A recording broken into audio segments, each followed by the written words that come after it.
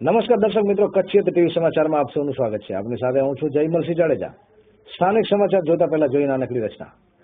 सच सुनने से न जाने क्यों कतराते हैं लोग, सच सुनने से न जाने क्यों कतराते हैं लोग, तारीफ चाहे झूठी हो सुनकर खूब मुस्कुराते हैं लोग.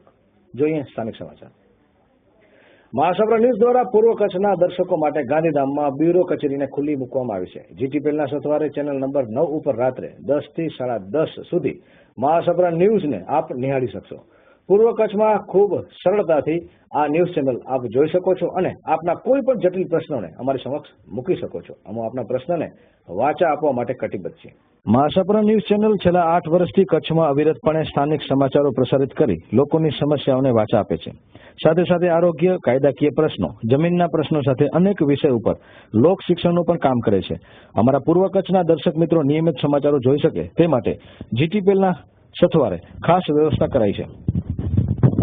આડેસરથી રતનાલ અને કુકમાથી સાંતલપુર, લોરિયાથી કોટડા ચક્કાર, આમ કહી શકાય કે પૂર્વ કચ્છના તમામ ગામડા, એમાંય આદિપુર, અંજાર, ગાંધીધામ, રાપર, ભચાઉ, સામખિયાળી સહિતના તમામ શહેરો અને ગામડા અને તાલુકાને અમે આવરી લેશું.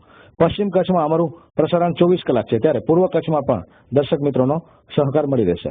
તમામ દર્શકો નિયમિત રૂપે ચેનલ 9 ઉપર જીટીપીએલમાં રાત્રે 10 થી 10:30 દરમિયાન અમારા સમાચારો જોઈ શકશો. આ તમામ વિસ્તારના દર્શકોને આમંત્રણ છે કે આપના વિસ્તારના કોઈ પણ પ્રશ્નો અમને મોકલી શકો છો. ગાંધીધામમાં શરૂ કરાયેલ બ્યુરો ઓફિસમાં આપ આપના સમાચારો, સમસ્યા અને પ્રશ્નો મોકલી શકો છો.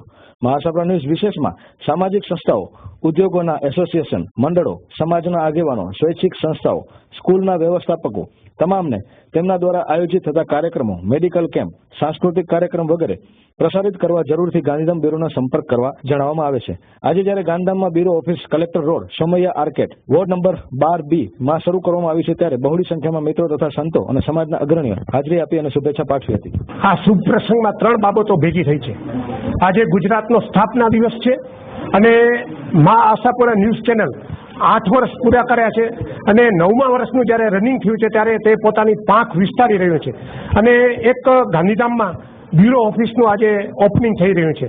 તો આજે આ ઉદ્ઘાટન પ્રસંગે આપણી સમક્ષ ઘણા બધા મહાનુભાવો હાજર છે, તો તેમનો આપણે પ્રતિભાવ લઈએ. મા Ashapura news channel Kachchhiyat TV channel દ્વારા જે પૂર્વ કચ્છની અંદર આ મોટામાં મોટું સાહસ કરવામાં જે આવ્યું છે, એના શુભ પ્રસંગે, ઉદ્ઘાટન પ્રસંગે હું જયમલસિંહ બાપુ તેમજ એમની આખી ટીમ હું શુભેચ્છાઓ પાઠવું છું. દિવસો દિવસ પ્રગતિ કરો બાપ, અને કચ્છની અંદર જેમ નામ રોશન કર્યું છે એમ સમગ્ર ગુજરાતમાં નામ રોશન કરો, એવી મારી શુભેચ્છાઓ પાઠવું છું. અને અમને ગૌરવ છે કે અમે આજ મા આશાપુરા ન્યૂઝ ચેનલની સાથે જોડાયેલા છીએ. મારું નામ નરેશ ગોસ્વામી છે.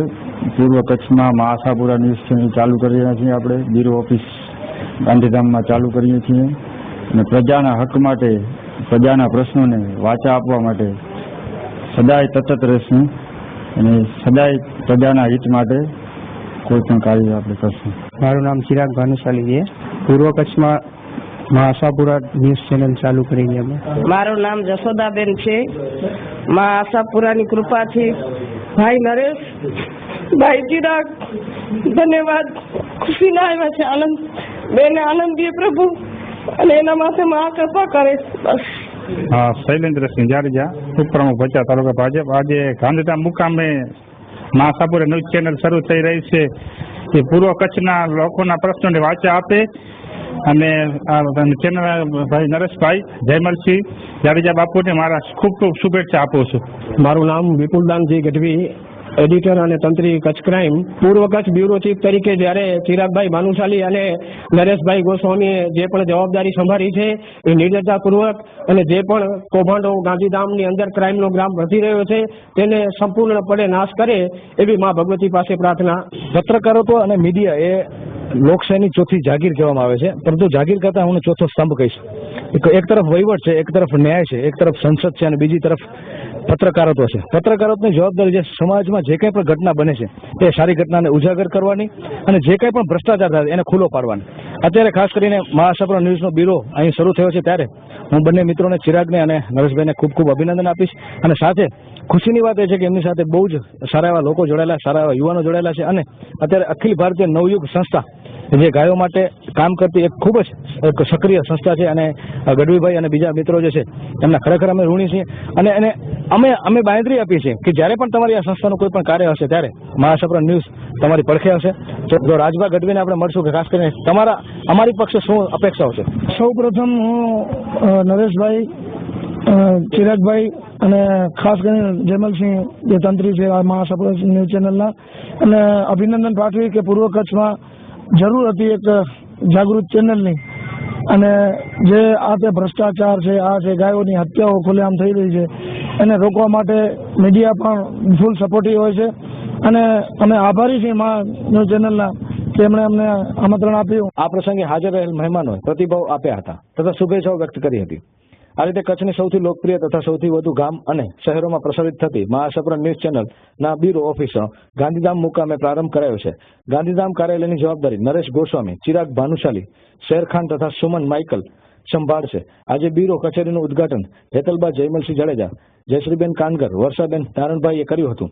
આ પ્રસંગે વિશેષ ઉપસ્થિતિ જયમલસિંહ જાડેજા રહી હતી તથા તમામ કેમેરામેન, રિપોર્ટર અને એન્કર હાજર રહ્યા હતા. ડોક્ટર હિતેશજી મહારાજે હાજર રહી આશીર્વચન પાઠવ્યા હતા.